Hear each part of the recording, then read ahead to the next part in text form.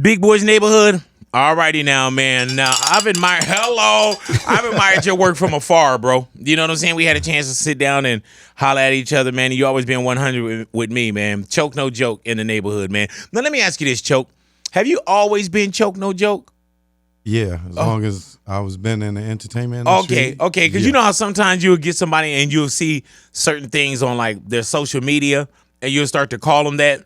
But then as I started looking at your work, I was like, oh, no. He's been choke no joke. Yeah. For those that probably don't know, give me a background on what you do, what you did, and what your contributions to hip hop are. What I do? Well, I'm known as the legendary videographer, producer, director, choke no joke. Arthur D. Alston is my real name. Mm-hmm. So you'll see Arthur D. Alston on credits as producer, but the director, you'll see Choke No Joke. Hey, man, how crazy is it that a lot of the things that we either grew up watching or just being a part of that you had your hands on, and a lot of people don't know it? You know what I'm saying? Do you ever feel like there is people, you know how we get into a position like, man, are they trying to erase my contributions? You know what I'm saying? Do you ever get that, or we just don't know, we don't have the knowledge of?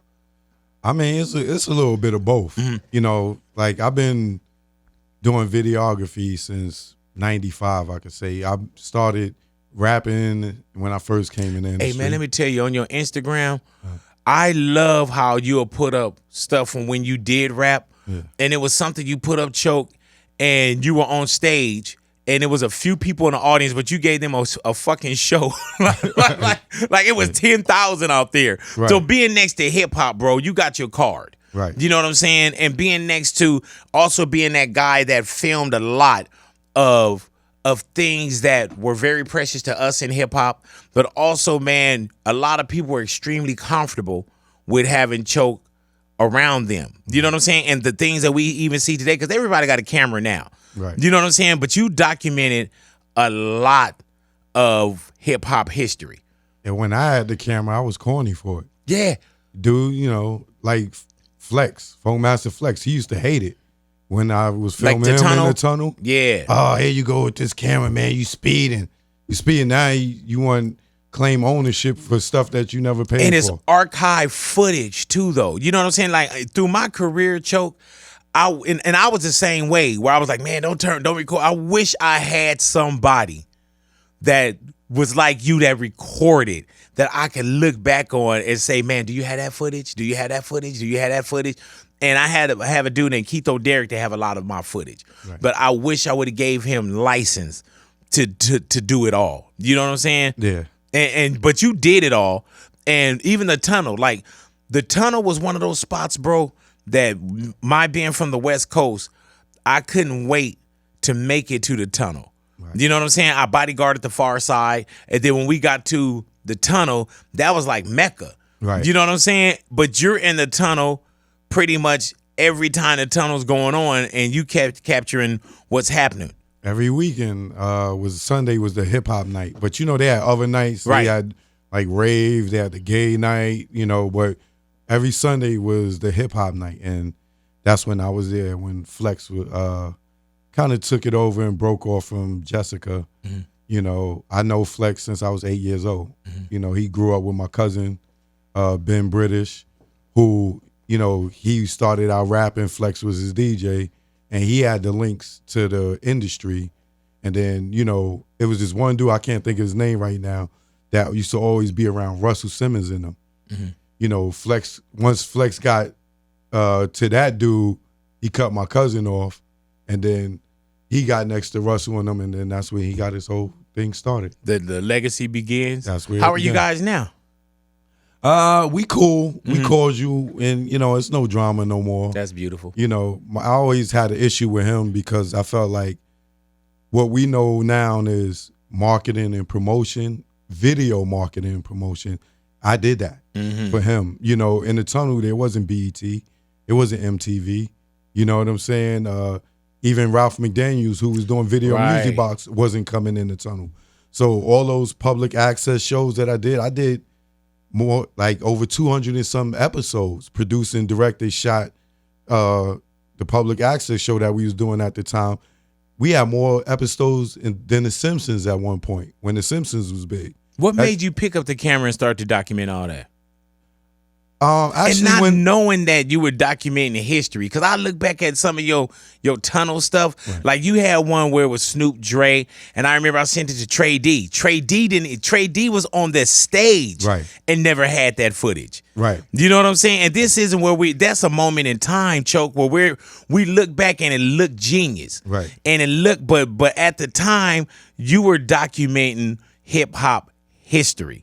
Yeah, what started me doing it is after like I learned the politics of the music industry, trying to rap, I didn't want to do that no more.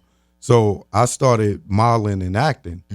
And with doing the modeling and acting, I would go back to the hood and be like, yo, you know, I'm in Nas Hate Me Now video. I'm in Slick Rick, Raekwon Frozen video.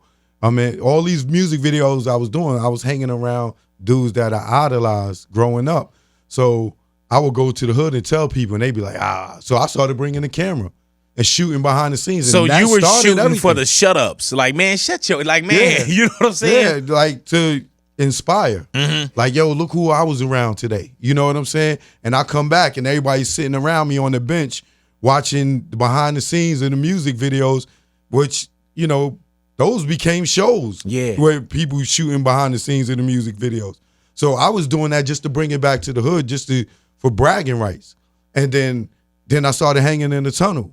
You know what I'm saying? So I had already developed the skill of shooting, of knowing how to keep the camera steady, because, you know, I go back and show dudes the footage and it looked like if I put it on TV, it looked like the TV jumping up and down on the dresser. So I was like, I got to be steady. I got to be steady. And I came a human tripod when I never even knew what a tripod was. And you know what that is too, man? That's that 10,000 hours. That's that outliers. You know how you got to put them 10,000 hours in? Right. I remember I had one of my homies, Choke. We used to like rock stages when I would do appearances, right? Right. Like little mini concerts and shit.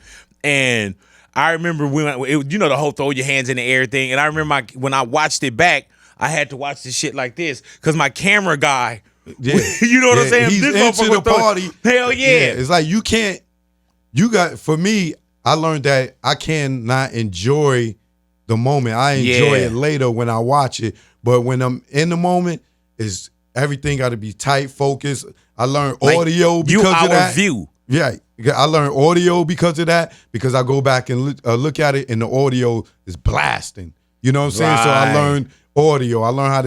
I learned white balancing and coloring and keeping a steady shot. Never went to school for it? No. Damn. No. But when later on, I went to school for editing because, you know, I used to have to pay dudes to edit, and they in there BSing around because they getting paid by the hour. So I started, eye hustling, learning the commands because they wouldn't teach me. And then once I got the basics down, then I went and took editing classes, and then, same thing with the sound guy. I started watching him and his job. Then I went and learned that. So now I write and produce and direct and shooting, editing, doing my sound and lighting all by myself because I had to eliminate all these people so I didn't have to pay them. And then it's a different texture when you're trying to tell somebody, man, cut here. Right. Cut there. Right. Do this. You know what I'm saying? Yeah. And especially that's like telling somebody else to raise your kid. Like that's your baby. You know what I'm saying? Right. And I think that's why the work turns out so well because you learned and you got hands on. Right. Now, I do want to ask, man, just some of the people that you had a chance to be around. Right. Intimately. Right. You know what I'm saying? Recording like you sent me a piece of footage where I had Dame Dash on. Right. You know what I'm saying? Yeah. And I had never seen that Dame Dash footage. Right. And Dame was in the hallway talking about how he was about to leave the show before he felt came disrespected that he had to wait to come in the studio. Yeah. Like we all have to wait to come in the studio. And and Dame's my guy was love. I just didn't know. I didn't know the energy beforehand. You know what I'm saying? I was like, oh, but you picked that up. Right. You know what I'm I saying? shoot everything. Yeah, hell yeah. Saying? You sitting around waiting, pacing.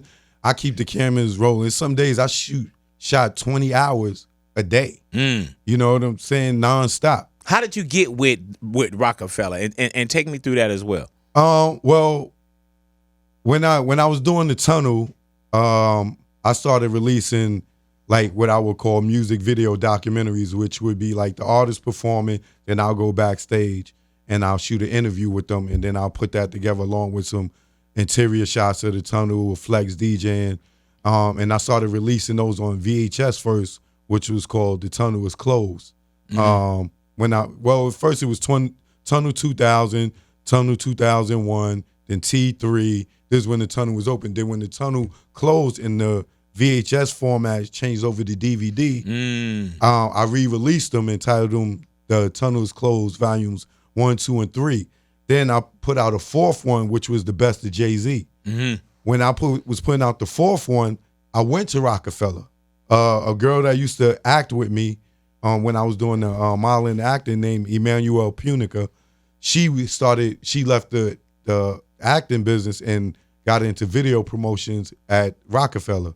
So I went to her and I was like, yo, look, I'm getting ready to put out this Tunnel 4, the best of Jay-Z DVD. And you weren't with them at the time? No, it was just all independent. All my titles were independent. I did them all by myself. Marketing, producing, packaging, everything was me. So I said, yo, I'm getting ready to put out this all Jay-Z DVD. See if Dane wanted to put some trailers on it. You know what I'm saying? Because it's all Jay-Z. I'll give them the free marketing. So he was like, yo, let me see. And at that time, they had Paper Soldiers. They, Backstage, Paid in Full was getting ready to come out. And may have been state property. I'm not sure yet. But they had those trailers. And I was like, yo, y'all could put them on the beginning of this. And I'll put it out. Dane was like, well, let me see it first. I was like, all right, cool. So I gave him a copy. And when he seen it, he's like, when I handed him the DVD, I already had it done, the artwork and everything done. He like, damn, you did all this by yourself? The packaging, the artwork, you produced, directed, wrote it, edited, all by yourself? And I'm like, yeah. And he was asking me in disbelief that no one man can do all this stuff, and independently. And I'm like, yeah. He said, man, you should come work for Rockefeller. And I was like, when? He was like, yo, tomorrow I'm going to the De La Hoya fight versus Shane Mosley. You can start tomorrow. And I was like, all right, cool. Next day I was on the private jet going to Vegas for the fight. And that's how the legacy starts. Yeah. How long were you with them, and what did that include? Because you had a lot of intimate moments where meetings, the blow ups, the calm downs, like, you know what I'm saying? Like, you had a lot. Well, it was just, document everything. You know what I'm saying? So for what the average person may document, me, I'm never stopping. I'm never stopping the tape unless the battery's dead. You know what I'm saying? Or the tape stopped. How fun was that, though? Because that's at a time when everybody want to be next to the party. Well, it was hard work. It was more hard work than fun because, Dame, his mouth is kind of reckless, and he liked to belittle people to make himself look bigger. So in that aspect of it, it was hard taking his verbal abuse. Not just me, just him doing that to other people. That part of it was kind of hard. But for me, the fun in it was just seeing me put stuff together and then see it on TV. Right. You know what I'm saying? That was the fun part of it. And then also it became like a business tutorial for me. That was the fun part of it. Meaning how?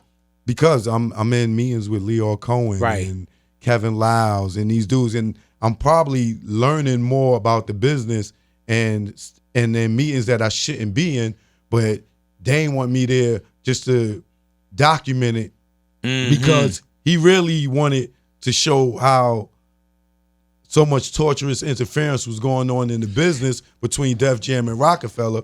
So for me, was that your footage when we see Dame when they had like a meeting at the Def Jam conference? And he found out there was a meeting going on? Right. That was the marketing meeting for the Black album. That's when, when I got to Rockefeller, Jay-Z and Dame was already broken up. So when I came in to it, Jay has never been in the office since 2002 to the day they separated maybe around 2005. He was never there was no interaction between them in the office. Jay-Z handled Jay-Z business and Dame handled everything else. So, that's why, you see every time Jay-Z put his hands on something, it really don't prosper to anything. You know what I'm saying? Because he wasn't really the businessman. It was really Dame that was doing the business. They're like a dynamic duo. Right. But Jay only cared about Jay. He didn't care about State Property. He didn't care about Dipset. He didn't care about Bleak. He didn't care about any of the other artists. It was always, he cared about his projects. You know what I'm saying? Dame was the one running Rockaware. Dame was the one, the artists have a problem, they getting kicked out their house. They calling Dame. You didn't have Jay number. You know what I'm saying? So, me documenting all that, when I say it's like a business tutorial, like I'm learning marketing, I'm learning promotion, I'm learning budgets. And you hands-on. Yeah, because all these meetings is happening. So what you saw in that conference room was Jay handling Jay's business. And the reason why Dame didn't know about the meeting, because Jay was handling Jay, but I ain't got to tell you nothing. You know what I'm saying? This is my project. How do you stay pure to the game? Because I know you probably seen a lot where it could, like, did you ever get to where it's like, man, I don't even want to be around hip hop, or I don't even want to be around, you know what I'm saying? Did it take away from a lot of your soul as well? I felt like that earlier this year. I had, shut down all my social media. Why? Because it's like I'm in a game where, like I tell you, I came in the game like 92 rapping, and and then went into the acting, and then the videography, then producing and directing. And through these trials and tribulations, there's been a lot of indecent proposals, men trying to sleep with me to advance in my career, like, and or they trying to get you to sell your soul, meaning have you do things that you wouldn't do normally. You know what I'm saying? It's like, you got to do this for you to get to that. I went through that. I seen it in the rap. I seen it in TV production, working at, I ain't gonna say no companies' names, but producing shows. And it's been going on. And then I seen a lot of dudes that I came in the game with succumb to it. So what's your YouTube show now? And because you get a chance to tell your story and do it your way. You know what I'm saying? And when a lot of so-called microphones are turned off for you, when a lot of video outlets are turned off for you, you're like, man, fuck it, I don't need y'all. That's what everybody keeps saying. But now it's everybody's, yo, Choke, you need a show. You need a show. My show, Truth Be Told, all day, every day on YouTube. Nigga, that is the show. Yeah, easy call. This is the show right now. I don't have to go sit in the studio and do this type of show. I am the show. You know what I'm saying? If you're not paying attention to me, you losing out on a bunch of game, a bunch of jewels. You know what I'm saying? Because I know the game. I know the bullshit in the game. I know all the dudes that succumb to the sucker-ish in the game. You know what I'm saying? I know the dudes that succumb to the evilness in the games. You're not going to break through that ceiling unless you succumb to it. Do you want to be a part of that shit though? And I don't mean the sucker shit. I'm just talking about like, do you still want to be a part of what's going on? Like, hey, hip hop is my life. Yeah, you know what I'm saying? Beyond hip hop, because I had exceeded past just hip hop. You know what I'm saying? But I love what I do as a producer director. I have so much creative fire in me. I have so much ideas that I still haven't seen people do.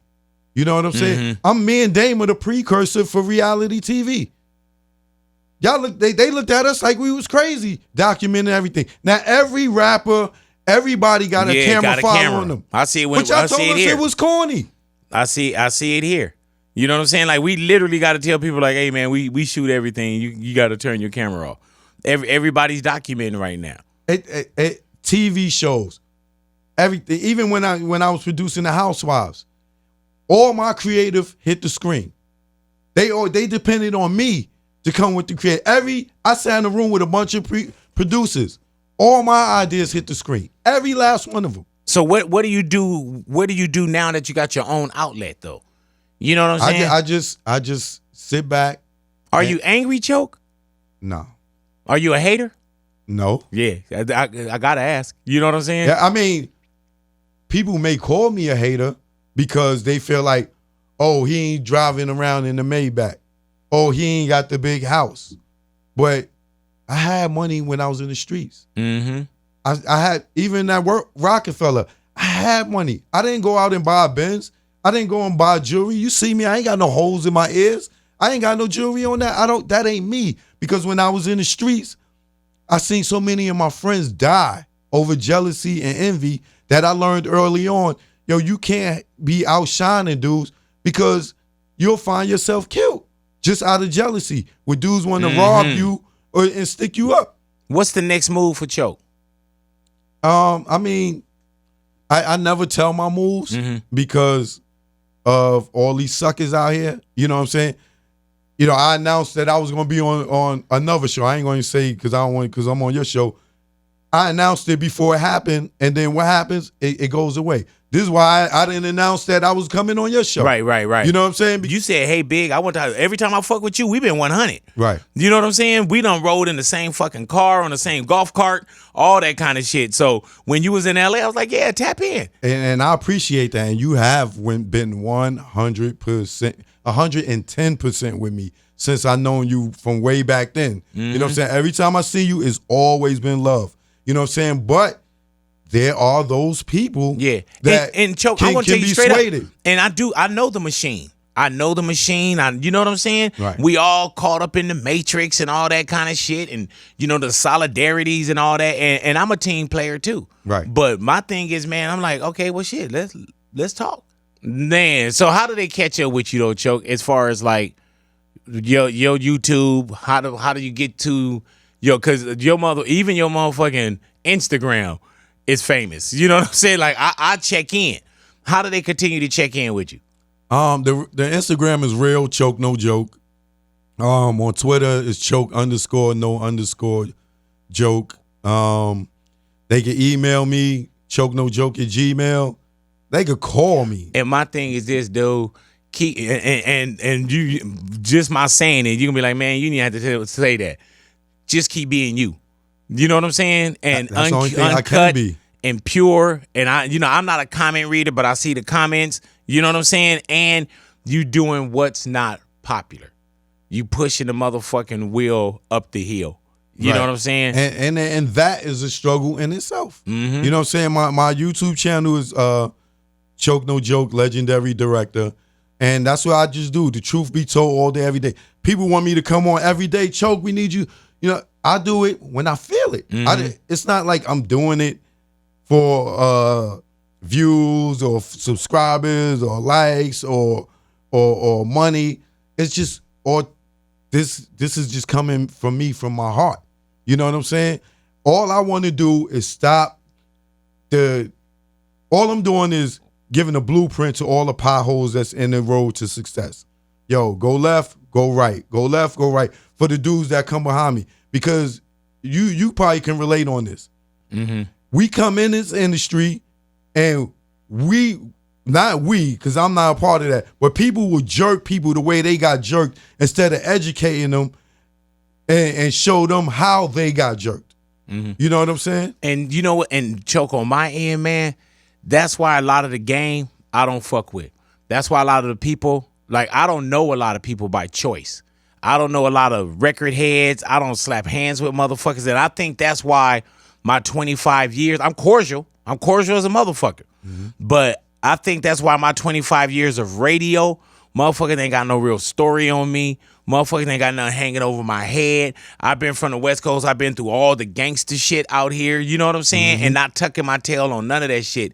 So I think that's why I don't play the game, is because I don't give a fuck about the game. You know what I'm saying? Wait, and what I say ain't your words. Yeah. You know what I'm saying? What I say, don't 92.3 don't have nothing to do. Hey, These man, are choke you ain't gotta words. put no disclaimer on it. Nah, but I am. Yeah. You know what I'm saying? Because wherever this air, these are my words, and I don't want it to affect no sponsorship, no you personally or anybody, because I see you walk down the street, shake every hand, Yes, take sir. every picture, tired, sleepy, hungry. You stop for everybody without no security. You know what I'm saying? And I admire that. Thank you, brother. You know what I'm saying? I admire that because, and you come from the real gangster era. Like, I see like the Tekashis and all this stuff going on. Like, that ain't gangster. That ain't gang banging. That ain't the gang banging culture. These dudes done seen Boys in the Hood, Menace to Society, Colors, and develop something on the East Coast. That ain't West Coast culture.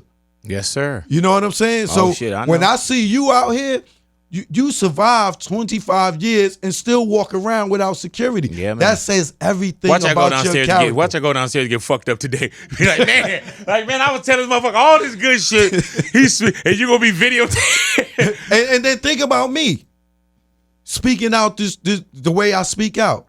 Mm-hmm. Where the scandal? Right. Where you know, I'm not no foul nigga. I live righteous. I walk in the path that Allah made. You know what I'm saying? Mm-hmm. Christianity, whatever. I'm a part of whatever the supreme being is.